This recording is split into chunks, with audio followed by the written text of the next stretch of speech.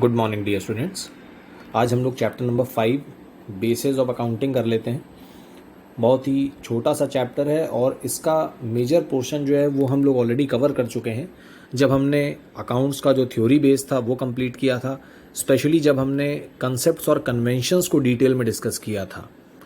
तो आपको याद होगा कि हमने एक कंसेप्ट डिस्कस किया था, अक्रूअल कंसेप्ट। तो अक्रूअल कंसेप्ट को जब हमने डिस्कस किया था तो हमने इस चैप्टर का काफ़ी कुछ कंटेंट उस एक्सप्लेनेशन में ऑलरेडी कवर किया हुआ है।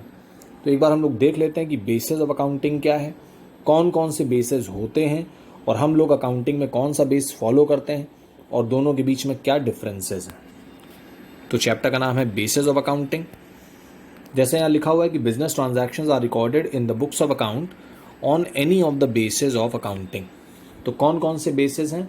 कैश बेसिस है, अक्रूअल बेसिस है और हाइब्रिड बेसिस है। तो हाइब्रिड बेसिस हमारे सिलेबस का पार्ट नहीं है। उसके बाद कैश बेसिस का मीनिंग हम लोग समझ लेते हैं। कैश बेसिस ये कहता है कि जब किसी ट्रांजैक्शन का सेटलमेंट कैश में हो जाए तभी आप उसकी एंट्री करें। जैसे अगर कोई एक्सपेंस है, अगर उसका पेमेंट कैश में कर दिया गया है तभी आप उसकी एंट्री करिए। कोई इनकम है, अगर वो रिसीव हो गई है कैश में तभी आप उसकी एंट्री करिए। तो transactions are recorded when cash is received और पेड। दैट मीन्स अगर किसी ट्रांजैक्शन का पेमेंट या जो उसकी रिसीप्ट है वो कैश में नहीं हुई है तो हम उस ट्रांजैक्शन को रिकॉर्ड नहीं करेंगे। दैट मीन्स क्रेडिट ट्रांजैक्शंस को हम रिकॉर्ड नहीं करेंगे। तो cash basis means transactions are recorded on receipt and payment of cash. Thus, credit transactions such as credit purchase, credit sale are not recorded in the books of account. इनको हम तभी record करेंगे when cash is paid or received. तो ये एक ऐसा basis है accounting का, ये एक ऐसा सिस्टम है जो क्रेडिट ट्रांजैक्शंस को पूरी तरह से ओवरलुक कर देता है। तो कैश बेसिस सिर्फ कैश ट्रांजैक्शंस को ही रिकॉग्नाइज करता है। तो यहाँ पे लिखा हुआ है, in effect revenue is recognised under cash basis when cash is received. जैसे हम लोग ने एक रेवेन्यू रिकॉग्निशन कंसेप्ट भी पढ़ा था। तो revenue recognition concept basically sale से रिलेटेड था।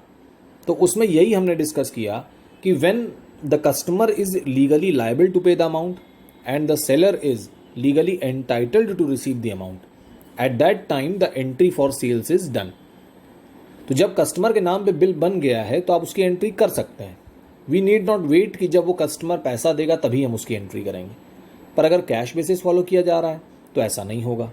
कैश बेसिस तो यही कहता है कि जब ट्रांजैक्शन कैश में सेटल हो जाए तभी आप उसकी एंट्री करिए। तो यहाँ पे एक एग्जाम्पल भी दिया है। For example, goods sold on credit will be recorded only when sale proceeds are received. Since revenue is recognised on cash basis, accrued income received in advance are not determined and recognized. Accrued income का meaning और income received in advance का meaning हम लोग already journal chapter में discuss कर चुके हैं। तो अगर हम कैश बेसिस फॉलो करें अकाउंट्स में तो बहुत सारे ऐसे ट्रांजैक्शंस हैं जिसकी एंट्री हम नहीं कर पाएंगे।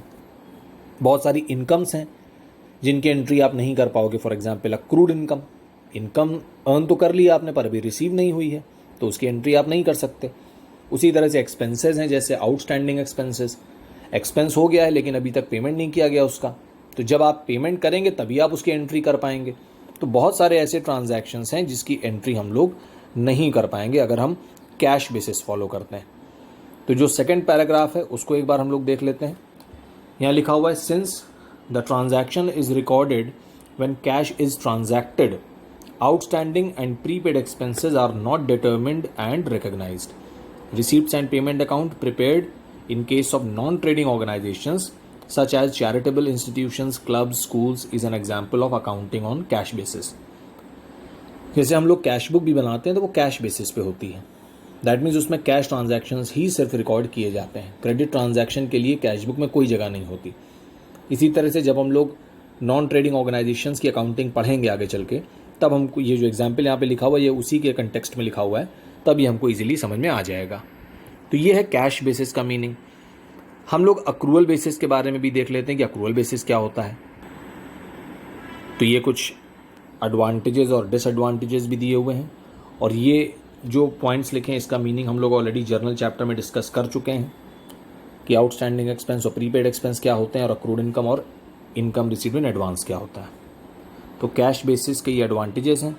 सिंपल मेथड है, एडजस्टमेंट एंट्रीज़ की रिक्वायरमेंट नहीं होती आपको, ये जो इस तरह की एंट्रीज़ हमने पढ़ी उसकी रिक्वायरमेंट ही नहीं होगी। This approach is more objective as very few estimates and judgements are required. तो बहुत सारे क्रेडिट ट्रांजैक्शंस तो हमको रिकॉर्ड ही नहीं करने पड़ते, और कैश ट्रांजैक्शंस में प्रॉब्लम बहुत कम होती है रिकॉर्ड करने में, उसमें आपको किसी भी तरह की कोई एस्टिमेट और जजमेंट की रिक्वायरमेंट ही नहीं होती। And this basis is suitable for those enterprises where most of the transactions are on cash basis. तो जब सारे ट्रांजैक्शंस आपके कैश बेसिस पे हो रहे हैं तो आपके लिए कैश बेसिस फॉलो करना काफ़ी ईजी हो जाता है। लेकिन इसके डिसएडवांटेजेस भी बहुत ज़्यादा हैं। ये आपको ट्रू एंड फेयर पिक्चर नहीं देता आपके बिजनेस की, क्योंकि आपने एक बहुत बड़े ट्रांजैक्शंस इग्नोर कर रखे हैं। ये मैचिंग प्रिंसिपल को फॉलो नहीं करता। This system does not distinguish between capital and revenue items. As a result there is no consistency in the profits, और under this basis actual cash inflow and outflow are considered. तो सिर्फ cash का inflow और outflow ही consider किया जाता है कि कितना कैश पे किया गया, कितना कैश रिसीव किया गया। बाकी बहुत सारे ऐसे ट्रांजैक्शंस हैं जिनका पेमेंट हम बाद में करते हैं, लेकिन वो पेमेंट हमारे इसी साल के हैं, लेकिन हम पे उसको हो सकता है नेक्स्ट ईयर करें। जिस तरह से आउटस्टैंडिंग एक्सपेंस की एंट्री हम लोग कर लेते हैं अभी, तो कैश बेसिस में तो हम नहीं कर पाएंगे। तो ऐसे बहुत सारे ट्रांजैक्शंस को हम इग्नोर कर देते हैं जो काफ़ी बड़ी अकाउंटिंग वैल्यू के होते हैं। तो कैश बेसिस एक कंप्लीट सिस्टम नहीं है, क्योंकि ये बहुत सारे ट्रांजैक्शंस को इग्नोर कर देता है। और उसी जगह पे जो हमारा अक्रूवल बेसिस है, वो सीधा सीधा जो एक्सप्लेनेशन हमने अक्रूवल कंसेप्ट का पढ़ा है, वही सीधा एक्सप्लेनेशन यहाँ पे अप्लाई हो जाता है अक्रूवल बेसिस में। यहाँ पे ट्रांजैक्शन को तब रिकॉर्ड किया जाता है जब वो ड्यू हो गया है, वो रिसीव हुआ या नहीं हुआ, या उसका पेमेंट हुआ या नहीं हुआ, इस बात से हमको ज़्यादा मतलब नहीं होता। जब एक ट्रांजैक्शन का इफेक्ट बुक्स में आना चाहिए, उसको हम तभी रिकॉर्ड करते हैं। अगर इस साल का एक्सपेंस है लेकिन आपने पेमेंट अभी नहीं किया उसका, तो आप रिकॉर्ड करेंगे उसको, इवन इफ आपने उसका पेमेंट अभी नहीं किया है। हो सकता है उसका पेमेंट आप नेक्स्ट ईयर करें, लेकिन अगर वो इस साल का एक्सपेंस है तो आप इसी साल उसको रिकॉर्ड करेंगे। उसी तरह से इनकम्स के लिए हम लोग करते हैं, अक्रूड इनकम की एंट्री हम लोग करते हैं because it is income of current year, but even if it is not received still it is recorded, it is accounted as an income of current year even if it is not received and it is going to be received in the next year।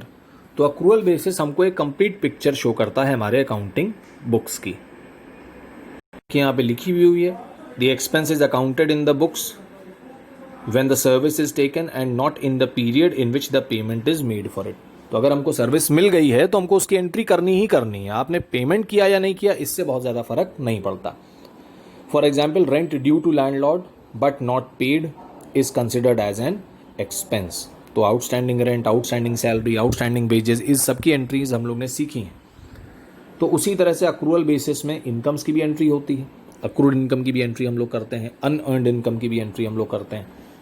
तो ये तो accrual basis जो है हमारा, वो accrual concept ही है जो हमने GAAP में पढ़ा हुआ है।